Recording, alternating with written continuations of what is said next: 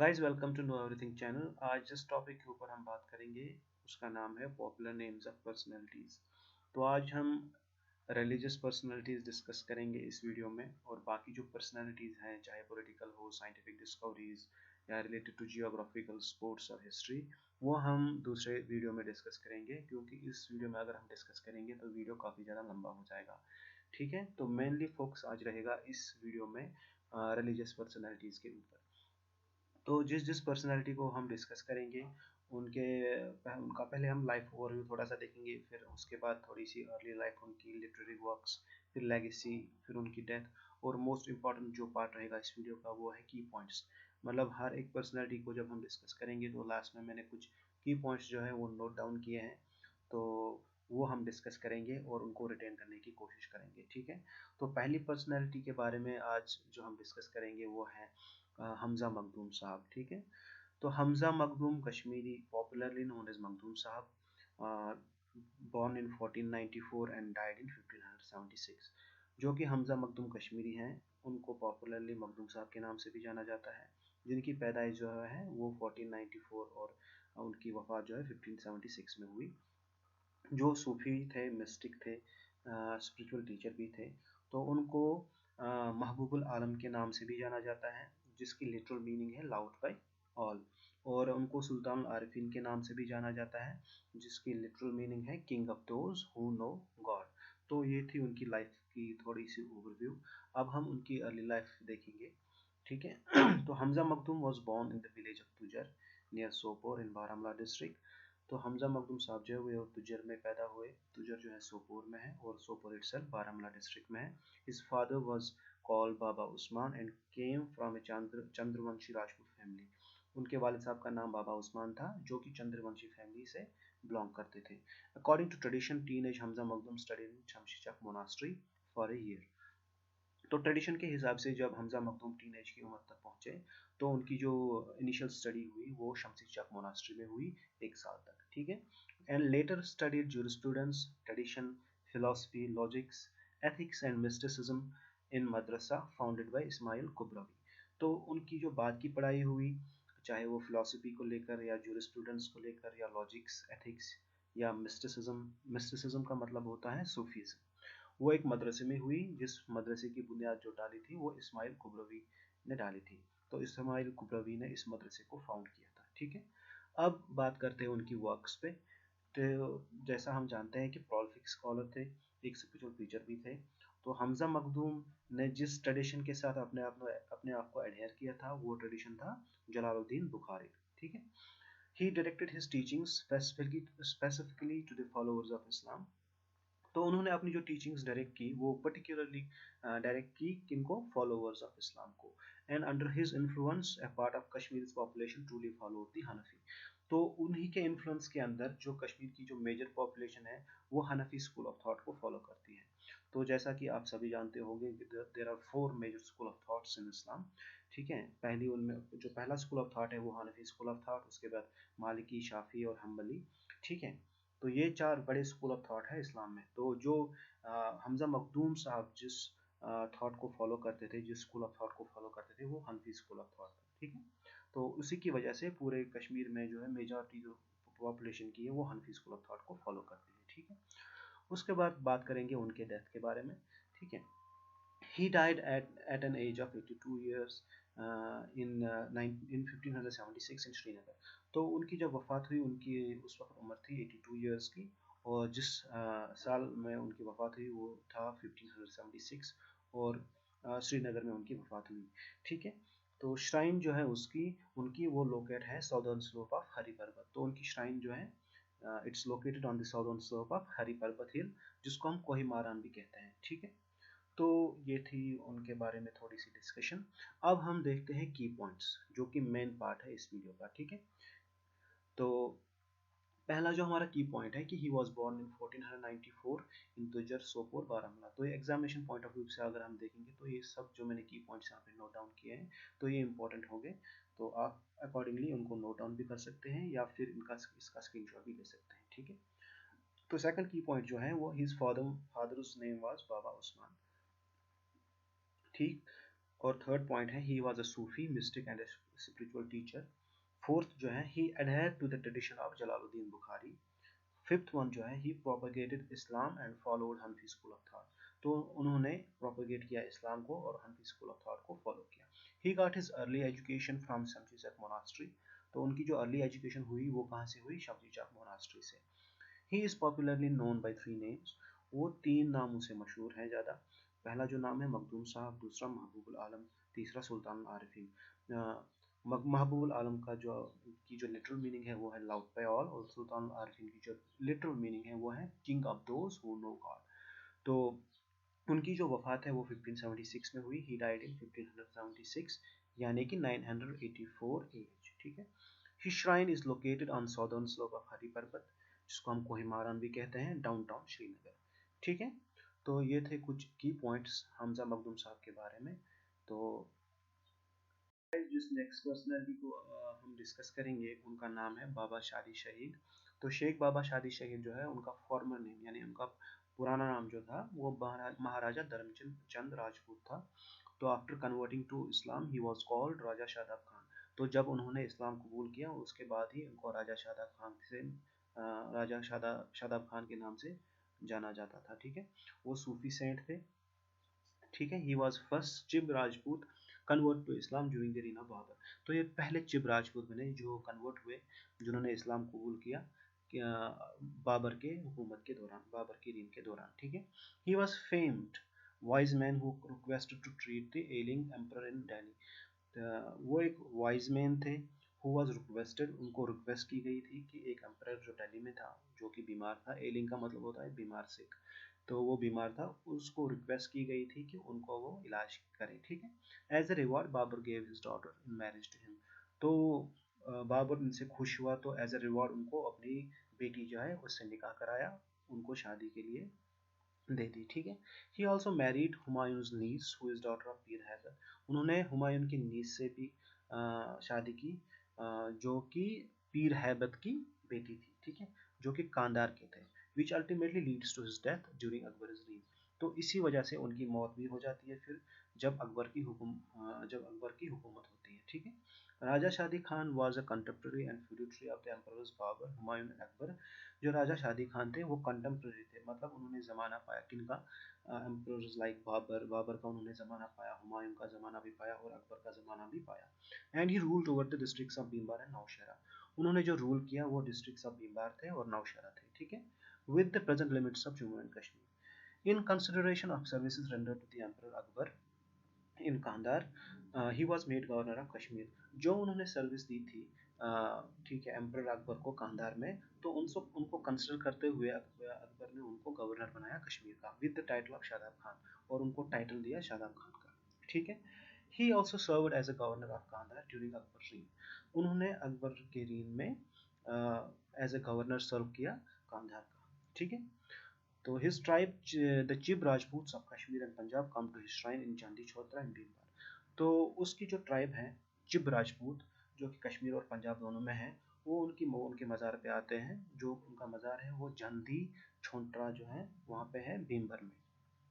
To pay their respects and ritualistically celebrate the births of their children. एक तो अपना वो रिस्पेक्ट पेश करते हैं वहाँ पे, और एक रिचुअल है जिसको वो सेलिब्रेट करते हैं जो कि रिलेटेड है बर्थ्स ऑफ देयर चिल्ड्रन। जब उनके यहाँ पे कोई बच्चा पैदा होता है तो उनको वहाँ पे लेके जाते हैं उनके श्राइन पे। In the last few decades, the popularity of the shrine has grown among non-tribe members due to belief। तो कुछ डेकेड्स में उनकी जो श्राइन है उसकी पॉपुलैरिटी जो है वो थोड़ी सी बढ़ गई है। किस चीज़ के लिहाज से? ड्यू टू बिलीफ, एक बिलीफ आ गया है लोगों में, जो कि नॉन ट्राइब मेंबर्स हैं उनमें भी ये बिलीफ आ गया है कि that visiting his shrine will help childless couples to bear children. जो अभी कपल है जिनकी शादी हुई है लेकिन बच्चा नहीं हुआ, अगर वहाँ पे जाएं तो उनको बच्चा हो सकता है। ये बिलीफ आ गया है लोगों में। तो so this is just a belief. Okay. So originally Rajput, the ruling family, embraced Islam at a later date, which is uncertain। तो ओरिजिनली क्या हुआ, जो राजपूत था, जो राजपूत खानदान था, मतलब राजपूत जो ट्राइब थी, उन्होंने, जो कि रूलिंग फैमिली थी उस टाइम, उन्होंने इस्लाम को एम्ब्रेस किया, यानी इस्लाम को एक्सेप्ट किया at a later date which is uncertain. उस डेट पे जो कि अनसर्टन है, पूरा सर्टन नहीं है डेट, मतलब किसी को पता नहीं है कि एक्चुअल डेट क्या था, but probably not later than the time of Babur. लेकिन बाबर जो थे उसकी हुकूमत के दौरान है, उसके बाद नहीं, उससे पहले पहले हुआ या फिर उसके दौर में हुआ, ठीक है। From whom the head of the family named Shadi is said to have received a confirmation for his possessions. He took the name of Shadab Khan and is said to have accompanied Humayun on some of his expeditions and was finally killed by one, Pir Haibat of Kandahar. तो finally वो जब हुमायूं के साथ expedition पे जाते थे तो finally उनको किल किया गया। किल किसने किया? पीर हैबत ने, जो कि कांधार के थे, जो कि इसके फादर इन लॉ भी थे, क्योंकि उन्हीं के बेटी के साथ उन्होंने शादी भी की थी। And has ever since been venerated as a saint, तो तब से उनको सेंट माना जाता है, यानी साधु माना जाता है, ठीक है। His tomb is near Bhimbar and is a place of pilgrimage to which both Hindus and Muslims resort. तो उनकी जो टॉम्ब है, उनका जो मज़ार है, उनकी जो ग्रेव है वो भीमबार में है। वो प्लेस जो है वो जानी जाती है कि वहाँ पे बोथ हिंदूज एंड मुस्लिम्स जाते हैं, ठीक है। द श्राइन इज कॉल्ड सूर सऊदी शाहिद। इनकी श्राइन जो है इसको सूर सादी शाहिद भी कहा जाता है। At his shrine every child must be presented. इस मज़ार पे हर एक जो चिप चाइल्ड बॉर्न हो जाता है वहाँ पे उसको ले जाना पड़ता है एक पर्टिकुलर एज पे, ठीक है। So that lock of hair, ताकि उनके सर के बाल जो है थोड़े से वहाँ पे उनको कट ऑफ किया जाए, ठीक है। May be cut off with such ceremony without this he can not be a true chip. तो अगर ऐसा नहीं वो करते तो उस चाइल्ड को ट्रू चिप कंसिडर नहीं किया जाता है, ठीक है।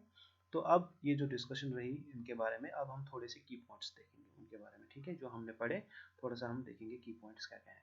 हिज फॉर्मर नेम वाज महाराजा धर्मचंद राजपूत, ठीक है। उनका जो पुराना नाम था वो महाराजा धर्मचंद राजपूत था। After converting to Islam he was called Raja Shadab Khan. तो जब उन्होंने इस्लाम कबूल किया उनको फिर राजा शादाब खान के नाम से भी जाना गया है। He was the first Chib Rajput convert to Islam during the reign of Babur. तो पहले चिब राजपूत बने जिन्होंने इस्लाम कबूल किया अकबर की हुकूमत के दौरान, ठीक है। Raja Shadi Khan was a contemporary and feudatory of the emperors Babur, Humayun and Akbar. जो राजा शादी खान थे वो कंटेम्प्रेरी थे, मतलब उन्होंने ज़माना पाया किसका?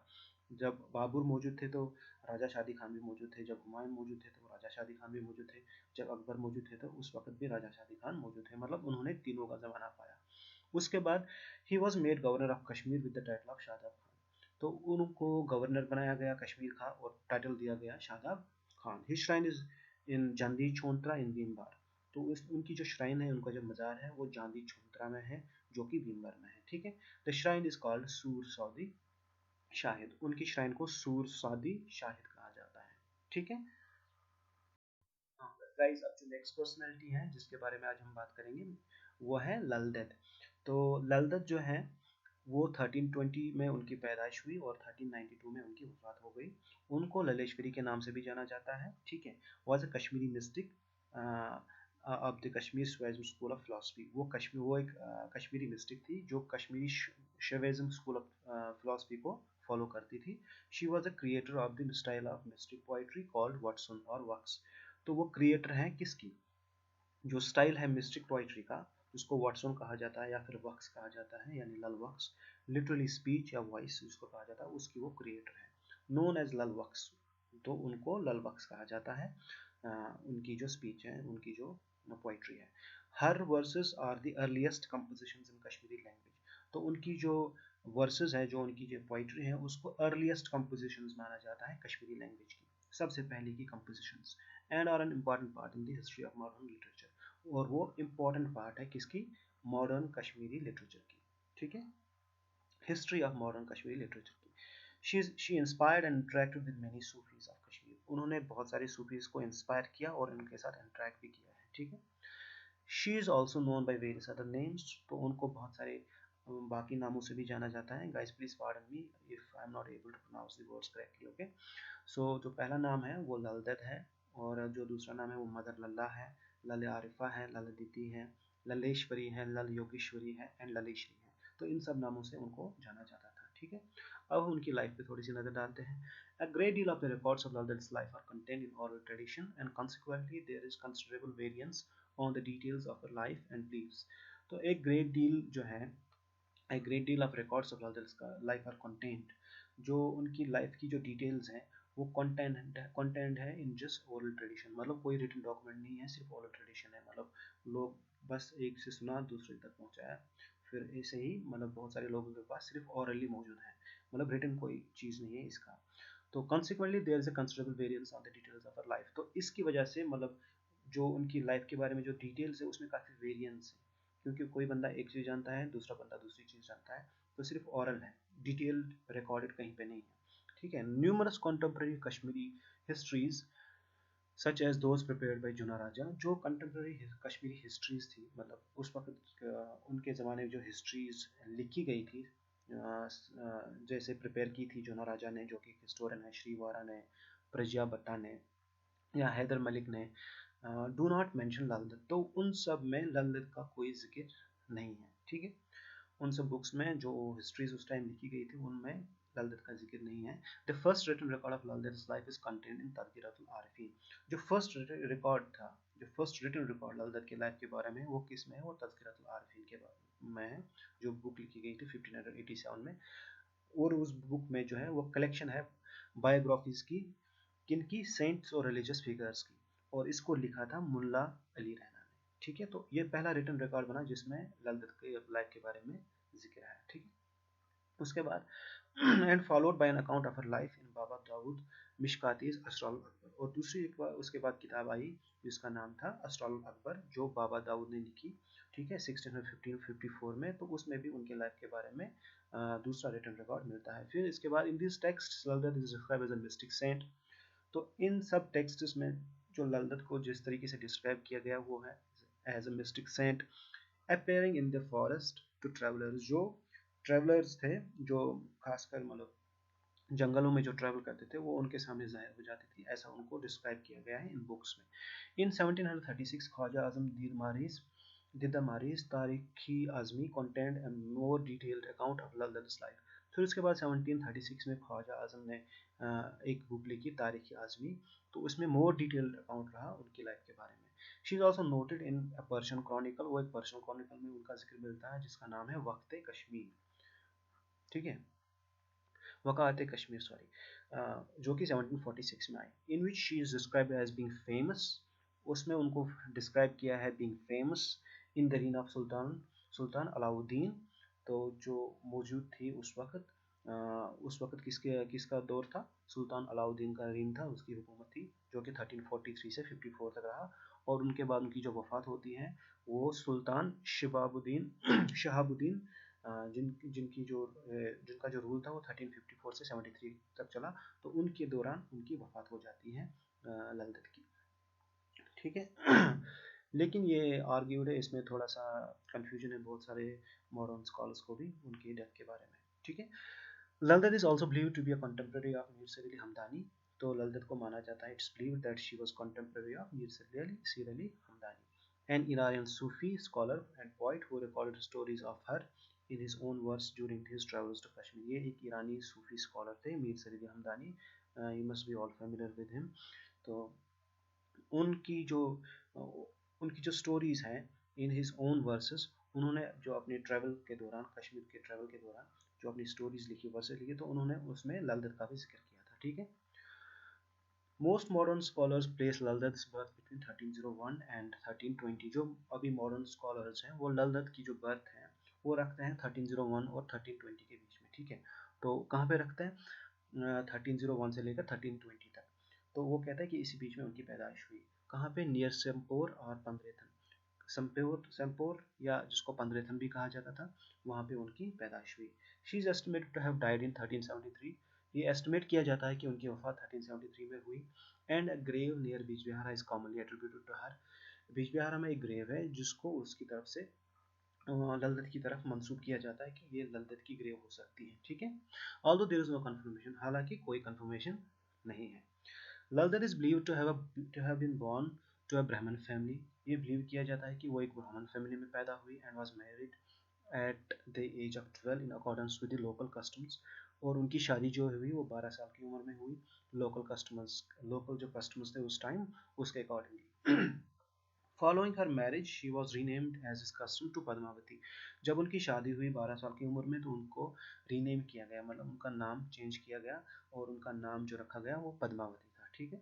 But continue to be known as Lalla, लेकिन लोग उनको फिर भी लल्ला ही बुलाते थे और यानी लल्ला भी बुलाते थे। तो ये पॉपुलर नेम था उनका।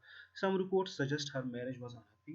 तो कुछ रिपोर्ट से हमको ये भी पता चलता है कि उनकी जो शादी है वो खुश नहीं थी उस शादी से, ठीक है, and that she left home between the age of 24 and 26, और उन्होंने अपना घर छोड़ दिया 24 या 26 साल की उम्र में, to become a disciple of a spiritual leader, ताकि वो एक स्पिरिचुअल लीडर थे, उनकी डिसिपल बने, उनकी शागिर्द बने, जिसका नाम, जिस स्पिरिचुअल लीडर का नाम सिद्धा श्रीकांत था, या उसको सदबोयो भी कहते थे, ठीक है, हु वाज अ शिवायट, जो शिवाइज्म स्कूल ऑफ थॉट को फॉलो करते थे। As a part of her religious education she travelled alone on foot, उनकी जो रिलीजियस एजुकेशन थी उसका ये पार्ट था कि उनको अकेले सफ़र करना था और पैदल सफ़र करना था। सर्वाइविंग ऑन ऑल्म्स, वो उन चीज़ों पे सर्वाइव करते थे, उन चीज़ों पे सर्वाइव करते थे जो उनको लोग देते थे खाने पीने के लिए या पहनने के लिए, ठीक है।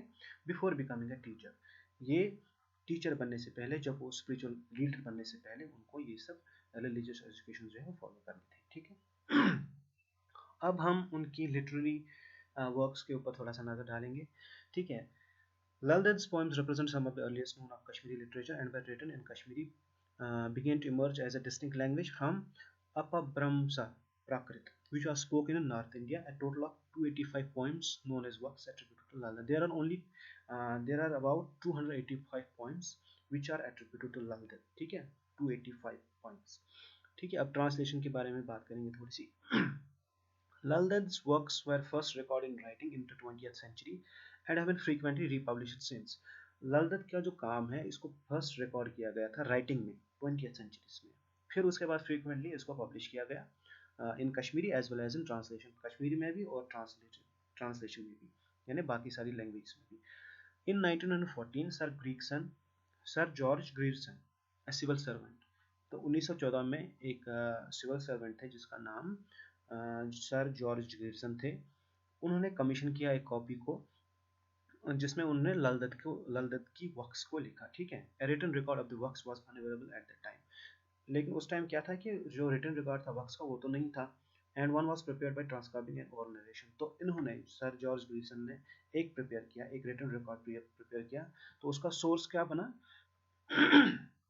Narration of the works performed by the Dharmadasa Darvesh, तो उसका सोर्स ये बना कि ओरल नरेशन था उसका, मतलब एक बंदा था जिसका नाम दासा दरवेश था, उन्होंने ओरली जो जो कहा तो सर जॉर्ज ग्रीरसन ने वो सब लिखा, ठीक है। और ये जो दासा दरवेश थे ये एक स्टोरी टेलर थे, ये गुश में रहते थे कश्मीर में, ठीक है। The manuscript was translated in English, ये जो मैन्युस्क्रिप्ट था, मैन्युस्क्रिप्ट मतलब होता है कि जो बंदा अपने हाथ से लिखे, तो इन्होंने अपने हाथ से जो ये लिखा ये इसको फिर इन्होंने ट्रांसलेट किया ग्रीरसन ने, और उसको पब्लिश किया एज लल वकियानी, ठीक है, और द वाइज सेइंग्स ऑफ लल देद, ठीक है, एज उसको पब्लिश किया एज लल वकानी और द वाइज सेइंग्स ऑफ लल देद। ग्रीरसन consolidated and expanded on the partial translation prepared by the Hungarian British archaeologist and scholar Sir Mark Orelstein, ठीक है। उन ग्रीरसन ने ये भी कंसोलिडेट किया, मतलब इकट्ठा किया, जो पार्शियल ट्रांसलेशन की थी एक हंगेरियन ब्रिटिश आर्कियोलॉजिस्ट ने, उसका नाम सर मार्क ऑरलस्टीन था, और फिर उन्होंने उसके बाद थोड़ी सी अपनी भी उनमें पॉइंट्स ऐड की जो कि कंटेन उस वक्त थी डिक्शनरी ऑफ कश्मीर प्रोवर्ब्स में एंड सेइंग्स 1888 में, ठीक है। तो उन्होंने उनके काम को भी थोड़ा कंप्लीट किया। Grierson translation was first printed and published in volume of Lal Ded's works. ग्रीरसन जो है वो उनकी जो ट्रांसलेशन वो first printed and published volume बनी लल देड्स की वर्क्स की, okay. Following his translation a number of English translations have been produced, तो उनकी ट्रांसलेशन के बाद फिर उसके बाद नंबर ऑफ इंग्लिश ट्रांसलेशन भी आई, नोटेबली बाय पंडित आनंदा, जिनको ट्रांसलेट किया था इंग्लिश में, उनमें जो नाम है वो पंडित आनंदा है, पंडित आनंदा कोल 1921, सर रिचर्ड कार्निक टेम्पल 1924 एंड जयलाल कोल 1973। अभी जो मोर रिसेंट ट्रांसलेशन आई है वो इंक्लूड करती है कोलमैन बार्क्स की, जयश्री ओडिन काक की एंड रंजीत होस कोटे की, ठीक है। Her poems known as called Lalvakhs have been translated into English by, और इंग्लिश में जो ट्रांसलेशन और भी आई वो है रिचर्ड टेम्पल की, जयलाल कोल की, कोलमैन बार्क्स की, जयश्री ओडिन और रंजीत होस की, okay.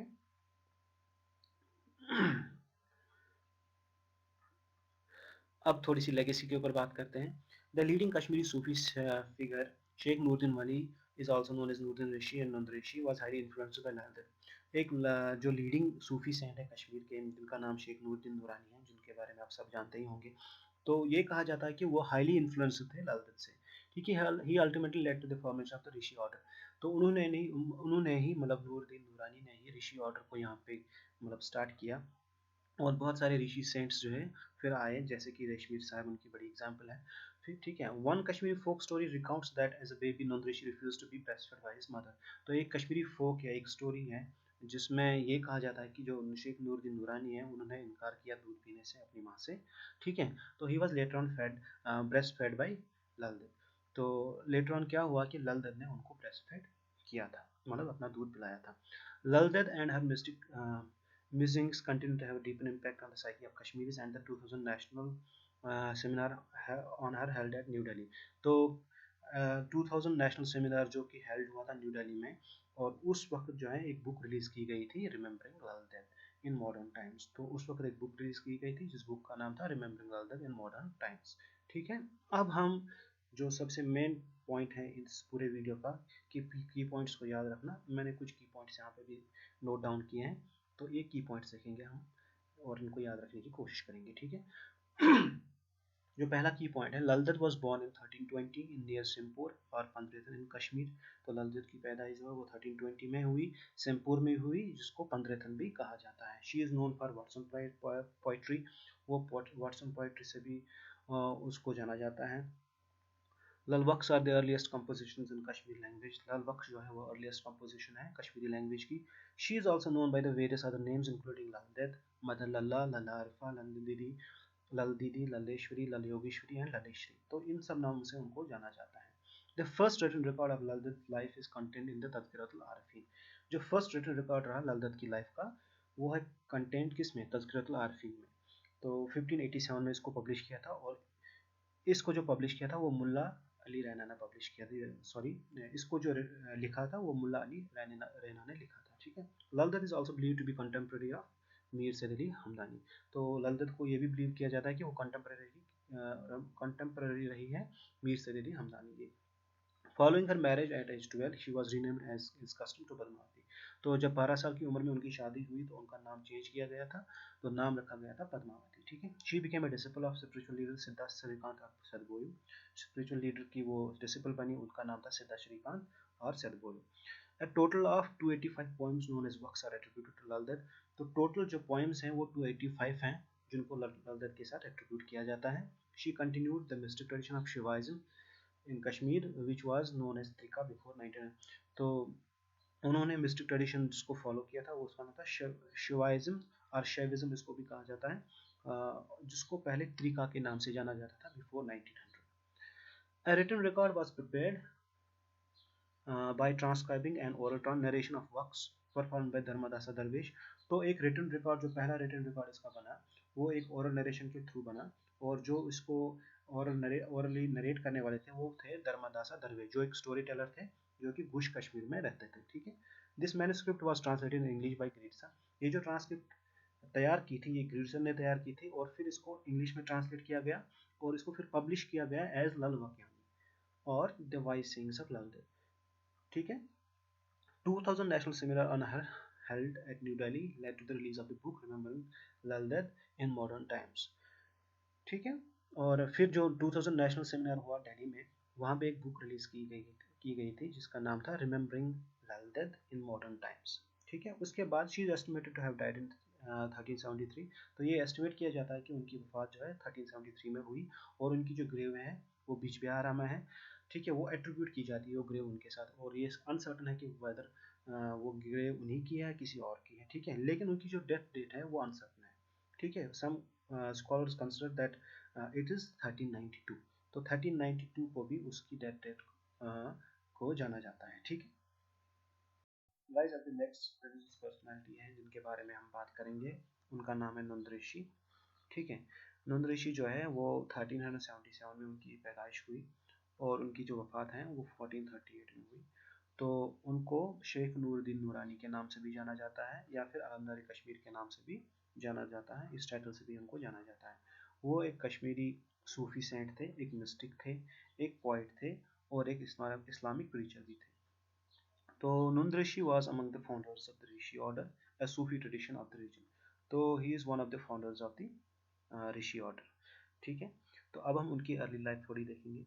Nuruddin was born in the modern-day village Kaimu in Kulgam district in 1377 AD to Salar sons and Sadra, also called Sadrmoj or Sadr।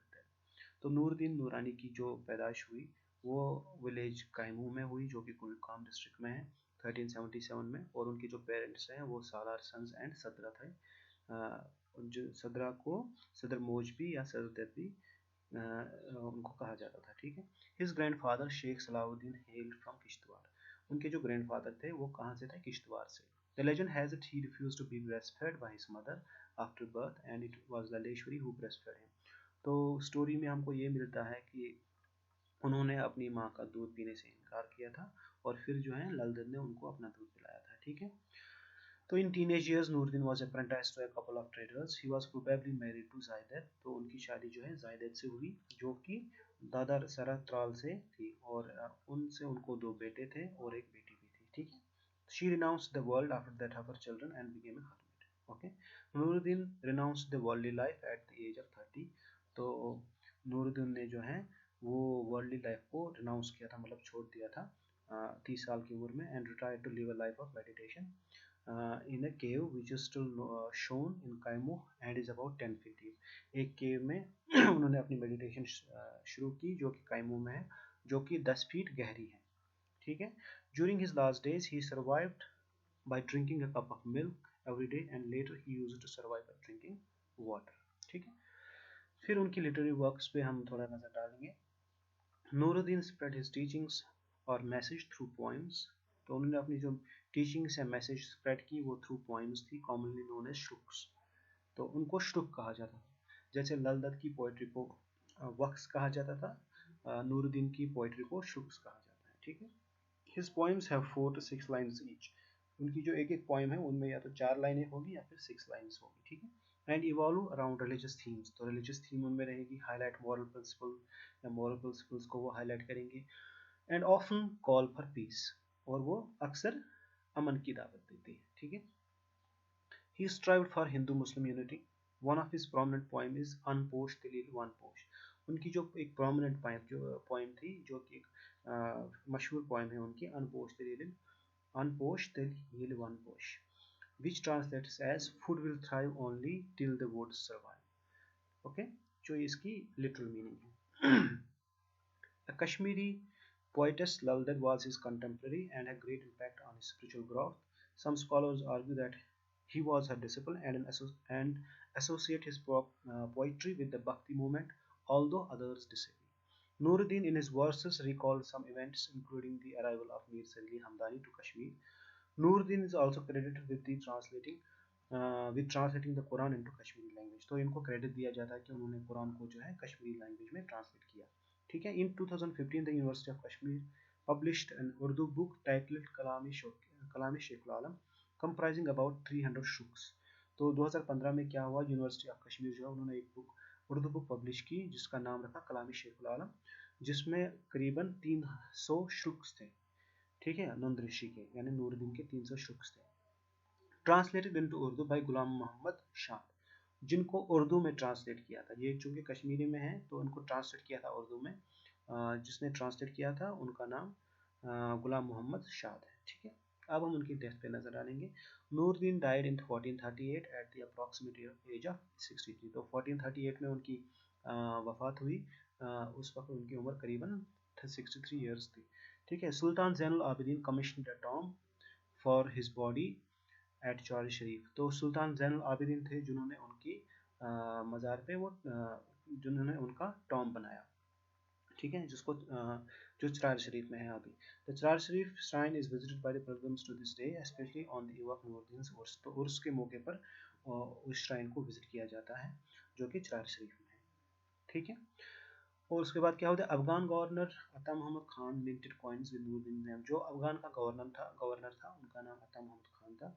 उन्होंने कॉइन्स मिंट किए, उन पे जो सिक्के थे सिक्कों पे नूरुद्दीन का नाम लिखवाया। ठीक है।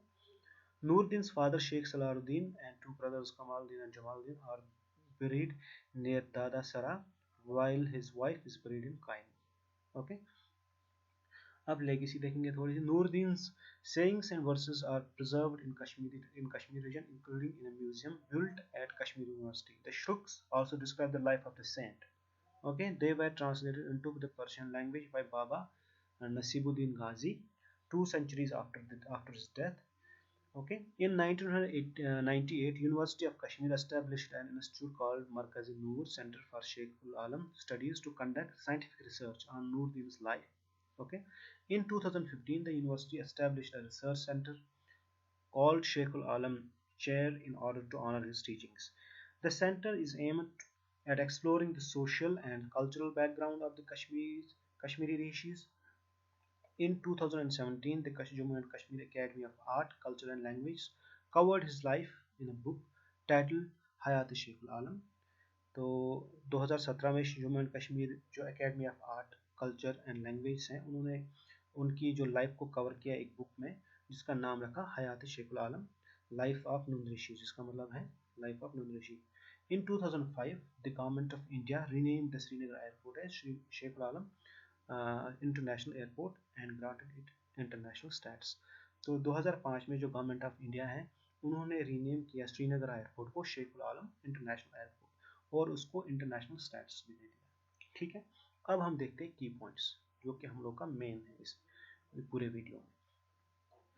तो पहला जो हमारा की पॉइंट है, Nooruddin was born in modern day village Kaimoh in Kulgam district in 1377 to Salar Sanjan Sadra, also called Sadr Moj or Sadr Dad. Okay.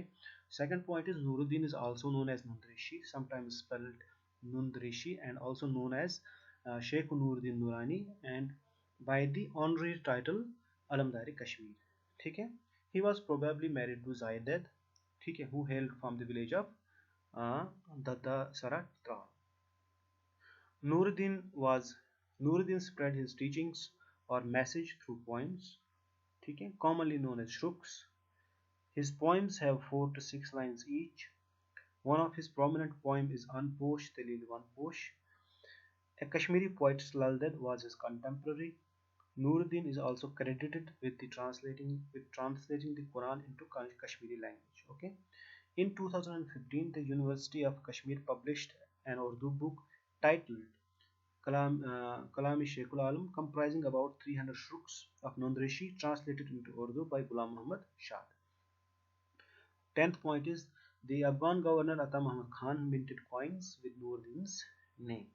The 11th point is Nuruddin died in 1438 at the approximate age of 63. Sultan Zainul Abidin commissioned a tomb for his body at Jal Sharif.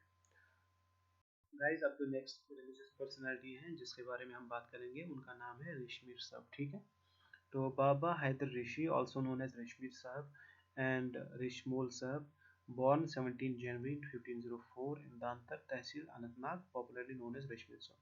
तो रेशमीर साहब जो है उनको बाबा हैदर ऋषि के नाम से भी जाना जाता है या रेशमोल साहब के नाम से भी जाना जाता है. ठीक है, ये पैदा हुए थे 17 जनवरी 1504 में, कहाँ, दांतर यानी तहसील अनंतनाग में. ठीक है, ऑल्सो नोन एज हरदरेशी, उनको हरदरेशी भी के नाम से भी जाना जाता था या रेशमोल के नाम से भी जाना जाता है. Is a venerated saint in Kashmir and regard as the last saint of Rishi order. ये बड़े जाने माने सेंट है कश्मीर के और इनको लास्ट सेंट भी कहा जाता है ऋषि ऑर्डर का. ठीक है, his shrine is visited by both Hindus and Muslims alike. ठीक है, Rishmalu was born in the family of blacksmith, तो इनको ऋषमालू के नाम से भी जाना जाता है.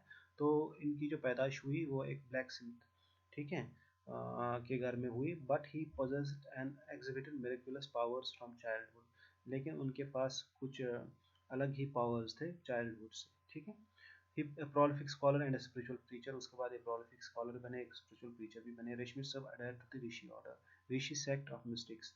तो उन्होंने खुद के जो अडेयर किया था खुद को वो ऋषि सेक्ट के मिस्टिक्स के यानी सूफीज्म के साथ अडेयर किया था. ठीक है,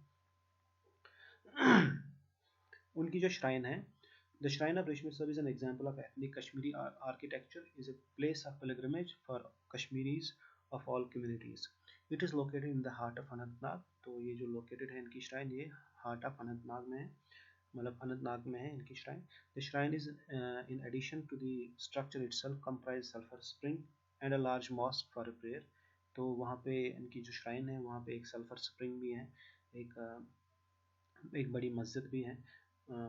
Besides the main shrine, there are countless other shrines of the saint located in many places of South Kashmir. The shrine located in Dabrun was tried to set ablaze on 12th of October 2012. तो shrine जो है ये जो located है दाबरन में, उसको जलाने की कोशिश की गई थी। कहाँ, कब? 12 अक्टूबर 2012 में।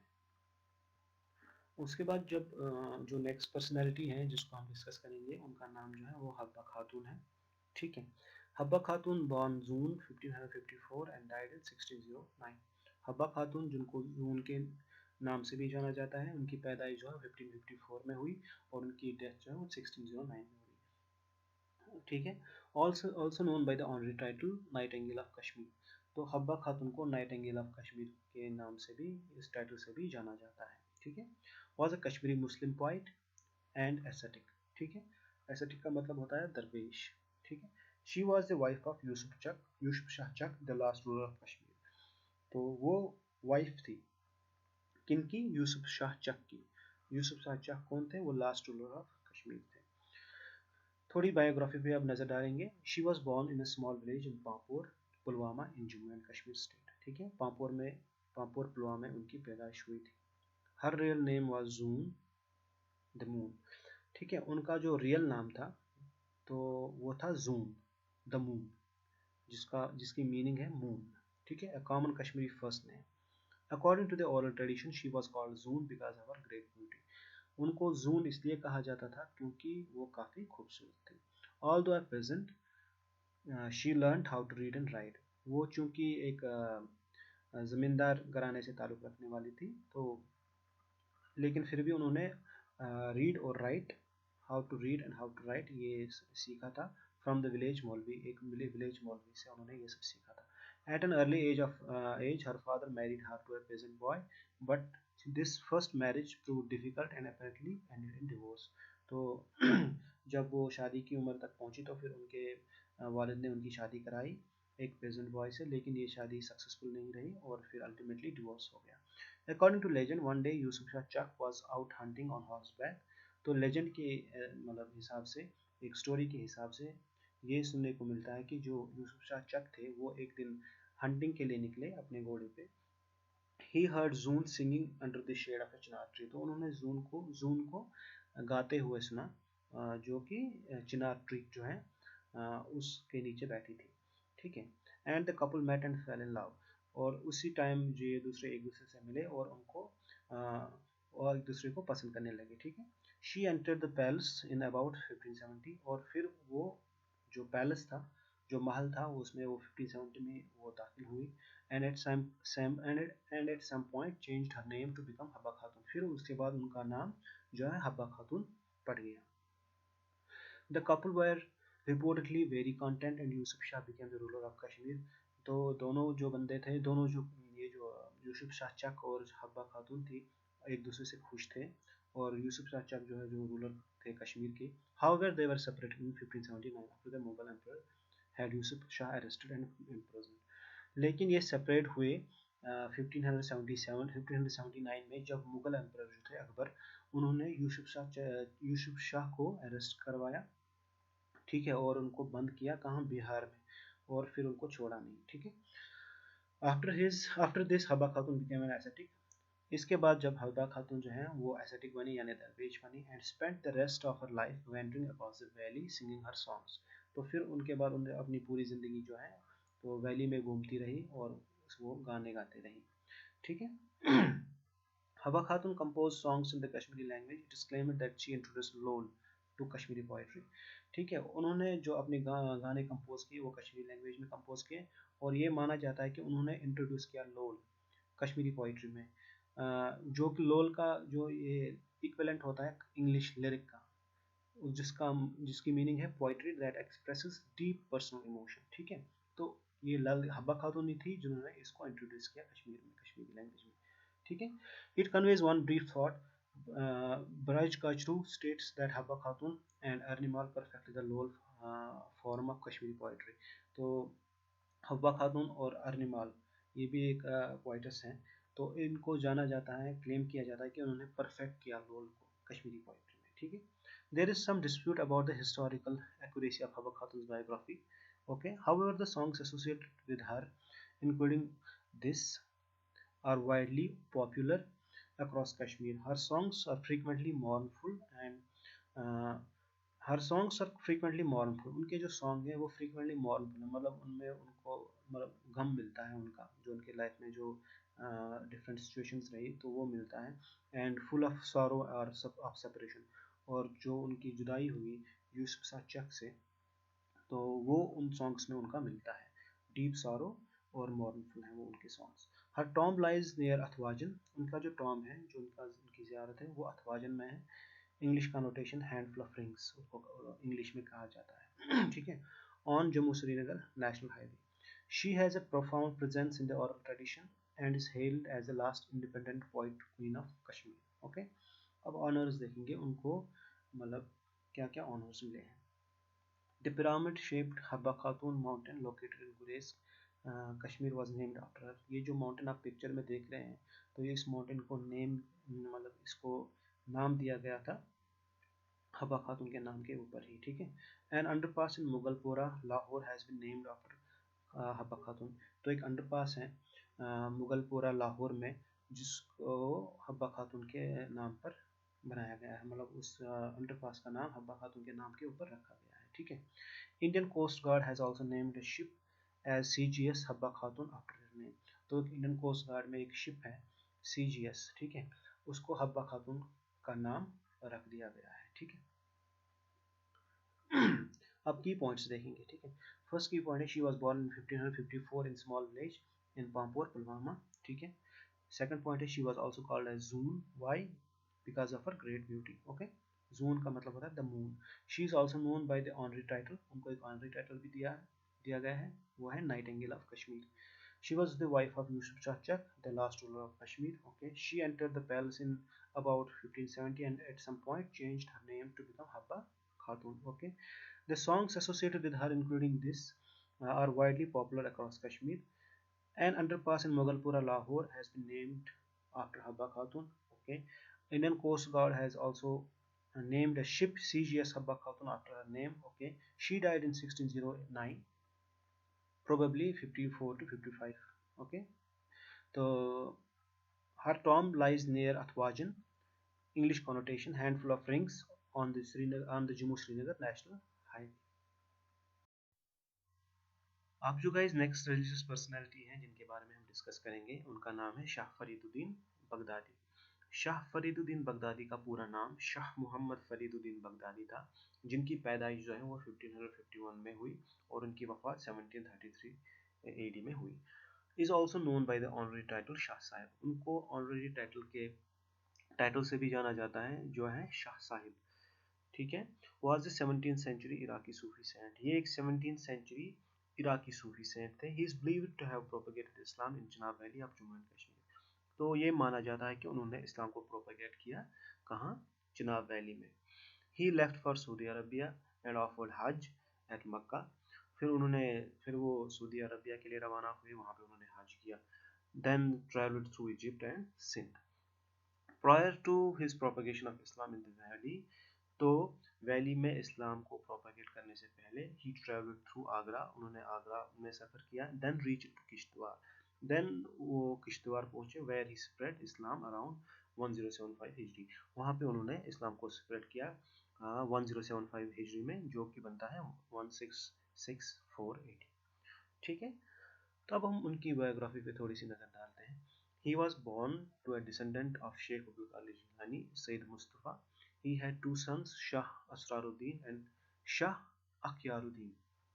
तो डिसेंडेंट थे किनके, शेख अब्दुल कादिर जिलानी के, उनके फादर का नाम सईद मुस्तफ़ा था, ठीक है। Fariduddin travelled across multiple regions of the valley, particularly Kishtwar, तो उन्होंने ट्रैवल किया across multiple regions of valley, particularly वो किश्तवाड़ में रहे। He reached there along with his followers and two sons and introduced Sufism, a branch of Islam, तो उन्होंने ही Sufism को वहाँ पे इंट्रोड्यूस किया। It's believed that Islam was already spread in the past by other Sufi saints and preachers, including Mir Said Ali Hamdani, Nundrashi and Zainul Abidin। ऐसा नहीं है कि इन्होंने ही वहाँ पे इंट्रोड्यूस किया इस्लाम को, ये पहले थे, ऐसा नहीं है। उन्होंने उनसे पहले भी जिन्होंने वहाँ पे इस्लाम स्प्रेड किया था उनमें से काफ़ी सूफी सेंट्स और प्रीचर्स थे, जैसे कि मीर सदकी हमदानी, नूरुद्दीन, शेख नूरुद्दीन नूरानी और जैनुल आबिदीन, ये सब भी थे जिन्होंने इस्लाम को प्रोपेगेट किया। Before his arrival in the valley, along with Darwish Muhammad, Yar Muhammad, Sayyid Bahauddin Sani, and Shah Abdal, he visited Agra near Shahjahan's reign at the age of 75. After the religion was spread in the area, the ruler of Kishtwar, Raja Kirat Singh, जब इस्लाम फैल गया किश्तवाड़ में, तो वहाँ के जो ruler थे उस टाइम के, वो Raja Kirat Singh is believe to have accepted Islam. तो राजा किरात सिंह जो है उन्होंने भी इस्लाम को कबूल किया। Under the influence of the saint, and thus the ruler became known by his Muslim name Raja Teg Muhammad Singh.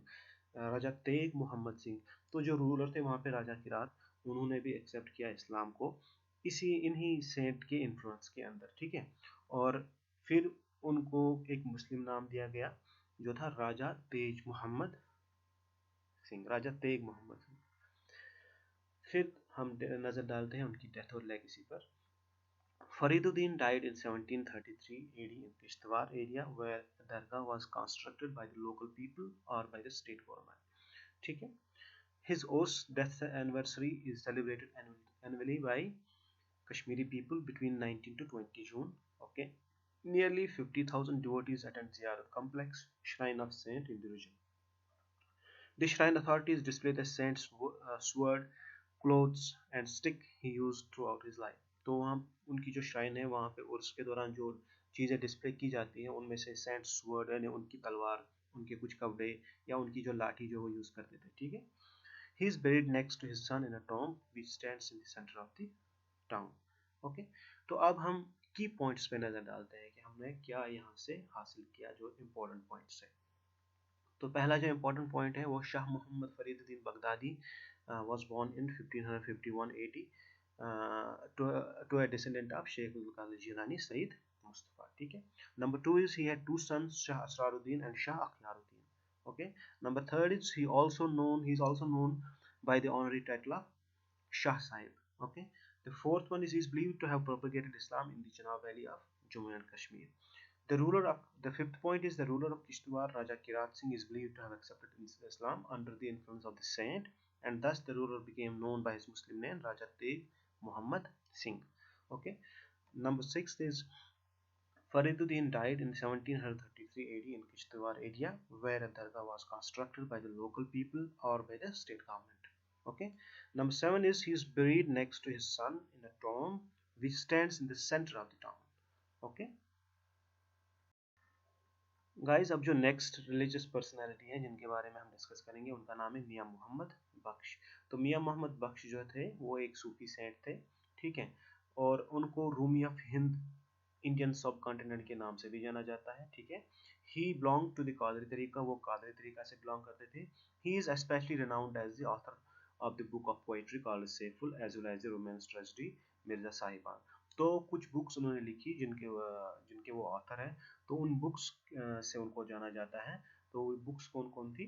Saiful मुल्क और मिर्जा साहिबान, ठीक है। Book of poetry called Saiful मुल्क, जो उन्होंने पहली बुक लिखी थी वो पोइट्री बुक थी और जिसका नाम था सैफुल मुल्क। फिर उन्होंने एक रोमांस पे एक बुक लिखी, रोमांस ट्रेजेडी पे, जिसका नाम था मिर्जा साहिबान।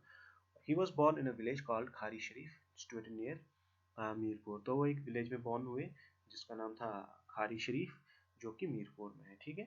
अब मैंने कुछ इंपॉर्टेंट की पॉइंट्स यहाँ पे दिए हैं, देखेंगे। जो पहला इंपॉर्टेंट की पॉइंट है कि ही वाज बोर्न इन 1829 और 1830 in a village called Khari Sharif situated near Mirpur. Okay, he is regarded as a Rumi of Hind, Indian subcontinent. Okay, the third point is he belonged to Qadri Tariqa, ठीक है। And the fourth point is he is especially renowned as the author of a book of poetry called Saiful Mulk, as well as romance tragedy Mirza Sahiban. Okay. The fifth point is he was a fourth generation spiritual descendant of Damriyan Wali Sarkar, who is buried in Khari Sharif, Chachian, Mirpur, Azad Kashmir, Pakistan. Okay. The sixth point is he died on the 7th day of the Islamic month of Dhul Hijjah 1324 yani 1907 AD में, and was buried in Khari Sharif, not far away from his spiritual great grandfather दामरियान वली सरकार. Okay. The seventh point is, in February 2016, rich tributes were paid to Mia Mohammed Baksh at a literary seminar held at Allama Iqbal Open University, Islamabad, Pakistan. Okay. Guys, अब जो हम next religious personality को discuss करेंगे उनका नाम है शम्स फकीर. Okay. तो शम्स फकीर was a Kashmiri Sufi poet. He belonged to Qadria सिलसिला of Sufism. तो एक कश्मीरी सूफी सेंट थे जो कि बिलोंग करते थे कादरिया सिलसिला से. ठीक है. जैसा कि मियां मोहम्मद बख्श के बारे में हमने पढ़ा कि वो भी कादरिया सिलसिला से बिलोंग करते थे. ठीक है. Shams Faqir was born Mohammad Siddiq Bhat in 1843 to a poor family in Chinkral Mohalla, Srinagar, Kashmir. तो वो बोर्न हुए एक पोअर फैमिली में, कहाँ पे, चिंकराल मोहल्ला में, श्रीनगर में. ठीक है. He didn't receive formal education but became apprenticed to नामसब. ठीक है. तो उन्होंने फॉर्मल एजुकेशन तो हासिल नहीं की, लेकिन वो अप्रेंटिस बने किनके, नामसब के, जो कि खुद एक कश्मीरी सूफी पोएट थे. ठीक है. He became a disciple of Suchmalar, Abdul Rahman of Barzullah, Atiqullah of Gulab Bagh, Mohammad Jamal and Rasool sir. ठीक है. When aged 25 he left for Amritsar in the Indian Punjab. जब वो 25 साल की उम्र को पहुंचे तो वो अमृतसर की तरफ रवाना हुए, जो कि पंजाब में है. Where he became a disciple of another Sufi saint. वहाँ पे वो किसी और सूफी सेंट के डिसिपल बने. After his return from Amritsar he lived इन अनंतनाग. जब वो अमृतसर से वापस आए फिर वो अनंतनाग में रहे. Where he married. और वहाँ पे ही उन्होंने शादी भी की. He return to his ancestral home in Srinagar for some time. तो वहाँ पे एंसेस्ट्रल होम जो उनका श्रीनगर में था, तो वहाँ पे वो कुछ टाइम रहे. Subsequently meditating for 6 months. फिर उन्होंने 6 महीने तक मेडिटेशन की in a cave at Kazibagh in the Budgam district of Kashmir. तो बडगाम डिस्ट्रिक्ट में उन्होंने, जो कि काजीबाग में उन्होंने ये मेडिटेशन की 6 months तक. Following this he lived in Krishpur. फिर उसके बाद वो कृशपुर रहे. ठीक है. Many of his poems are on the theme of mystic quest for the primal cause of universe. तो जो उनकी जो पोएम्स हैं, तो उन पोएम्स में अक्सर जो पोएम्स हैं, बहुत सारी पोएम्स, उनकी जो थीम है वो मिस्टिक है, मतलब सूफीज़म यानी तसव्वुफ की तरफ, तसव्वुफ पे उनकी जो थीम है वो बेस्ड है. ठीक है. तो primal cause of the universe, तो ये जो यूनिवर्स है इसके बनने का बुनियादी वजह क्या है, तो वो उन पे फोकस करती है ज़्यादा. ठीक है. Shams Faqir's poems use Kashmiri idiom of his time and also words from Persian, Arabic and Sanskrit. ठीक है. तो मिक्सचर है उनकी पोएम्स इन सब लैंग्वेज का. His poem Mirajnama recounts Muhammad's spiritual journey to God. Okay, Shams Fakir died in 1901 and was buried at Krishpur in Kashmir. He had 2 sons and a daughter. Okay, अब आते हैं उनके key points पर. Shams Fakir was born Muhammad Siddiq Bhatt in 1843 to a poor family in Chinkral Mohalla, Habakatul, Srinagar. Okay, जो second point है वो है he belonged to Qadiriya Silsila of Sufism. जो थर्ड पॉइंट है वो है he became a disciple of Suchmalar, Abdul Rahman of Barzullah, Atiqullah of Gulab Bagh, Muhammad Jamal and Rasul Sir. Okay. He subsequently meditated for 6 months in a cave at Qazibagh in the Badgam district of Kashmir. Fine. Number 5th is his poem Mirajnama recounts Muhammad's spiritual journey to God. Okay. Number 6th is Shams Fakir died in 1901 and was buried at Krishpur in Kashmir. He had 2 sons and a daughter. अब जो guys next personality है, next religious personality जिनके बारे में हम discuss करेंगे, उनका नाम है वहाब खार. ठीक है. तो उनका पूरा नाम अब्दुल वहाब खार था. ठीक है. जिनकी पैदाइश 1842 में हुई और उनकी वफात 1912 में हुई. ठीक है. was a 19th century Sufi was a 19th century Kashmiri Sufi mystic poet and saint. ये 19th century के एक सूफी और मिस्टिक पोइट थे और सेंट भी थे. He is sometimes referred as scholar for his contribution to literature of Kashmir. जो उन्होंने कंट्रीब्यूशन की कश्मीरी लिटरेचर के बारे में, ठीक है, तो उनको रेफर किया जाता है कि एक स्कॉलर भी है. ठीक है. He was actively engaged in writing Sufi devotional poems and used it in musical gatherings throughout his life. From the poetry perspective, तो पोइट्री पर्सपेक्टिव के हिसाब से he is primarily known for his devotional poetic book. ठीक है. तो एक उन्होंने devotional poetic book लिखी जिसका टाइटल था वर्सेस ऑफ वहाब खार, कंप्राइजिंग कश्मीरी लैंग्वेज पोएम्स. ठीक है. Which was later published by Kashmir JK books इन 2007, जिसको बाद में जेके बुक्स ने पब्लिश किया 2007 में. ठीक है. अब हम उनकी बायोग्राफी पे थोड़ी सी नज़र डालते हैं. Wahab was born around 1842. Wahab खार की जो पैदाइश वो 1842 में हुई. However, लेकिन some news media have cited his birth as 1910. लेकिन कुछ न्यूज़ मीडिया ने उनकी जो बर्थ है वो 1910 को कंसिडर की है. ठीक है. He had not received any formal education. उन्होंने कोई formal education हासिल नहीं की, but was believed to have psychological abilities and conceptual approach such as moral reasoning and aesthetic. Okay. After covering Sufism in his poetry, he was then regarded as a saint. तो उन्होंने जो Sufism cover की अपनी poetry में, तो उनको फिर regard किया, उनको फिर माना गया as saint. And his Urs death anniversary is celebrated every year in the month of April. ठीक है. Inside the premises of Dargah Sufi Shrine at Pampur, Jammu and Kashmir. Besides Sufi Muslims, his shrine is frequently visited by the devotees from different religions, including Christians, Sikhs and Hindus. तो उनकी shrine पे जो है सिर्फ मुस्लिम ही नहीं जाते हैं, बल्कि क्रिश्चियन, सिख्स और हिंदूज भी जाते हैं. ठीक है. Wahhab is claimed was able to shoot out a hot water spring from amid a forest on his own. तो वहाब खार को इस चीज़ से भी जाना जाता है, इस काम से भी जाना जाता है कि उन्होंने एक हॉट स्प्रिंग को शूट आउट किया एक फॉरेस्ट में. ठीक है. अपने हिसाब से, मतलब उनके पास जो एबिलिटीज़ हैं, उन एबिलिटीज़ को यूज़ करके उन्होंने एक हॉट वाटर स्प्रिंग को शूट आउट किया एक फॉरेस्ट में. The spring he shoot out still flows in the Kashmir Valley. और जो उस वक्त उन्होंने वो स्प्रिंग शूट आउट किया वो अभी भी फ्लो हो रहा है. ठीक है. कश्मीर वैली में.